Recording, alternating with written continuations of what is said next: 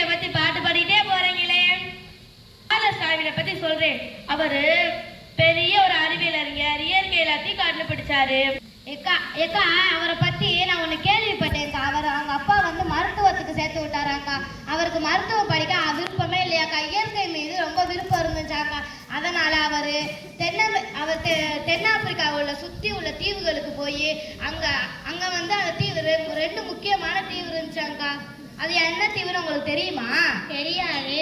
நான் சொல்றேன். அது ஒண்ணு பசிபிக் தீவு, இன்னொன்னு ஹலாபக்ஸ் தீவு அங்க போனாரு.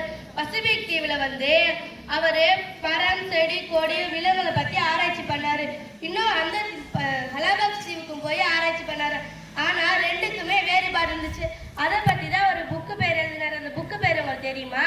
தெரியாதுக்கா. பூரா மக்க கூட்டத்தில் உட்கார்ந்து இருக்கேன். புக்கு பேர் கூட அவங்களுக்கு தெரியாது. நான் கேள்விப்பட்டேன், சொல்லட்டா? சொல்லு. அந்த புக்கு பேரு ஆரிடாஸ் பீசஸ் தானே?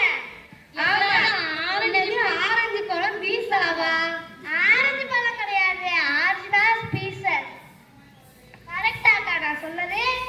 கரெக்ட் தான். தமிழ்ல தெரியுமா உங்களுக்கு? தெரியாது.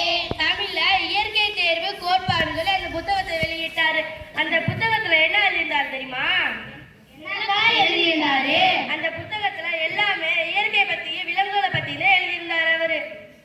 ஓஹோ, அப்படியா? ஏக்கா நம்ம ரொம்ப நேரம் ஆச்சுக்கா, முடிச்சிருவோமாக்கா? முடிச்சிருவோம். தந்தனத்தை போட்டுருவோமா? தந்தனத்தம் என்று சொல்லியே விழினில் பாட. ஆமா. விழினில் பாட. ஆமா. வந்த ரூபாய் தமிழ் மகளே. ஓஹோ. தானதந்தம் என்று சொல்லியே விழினில் பாட. ஆமா.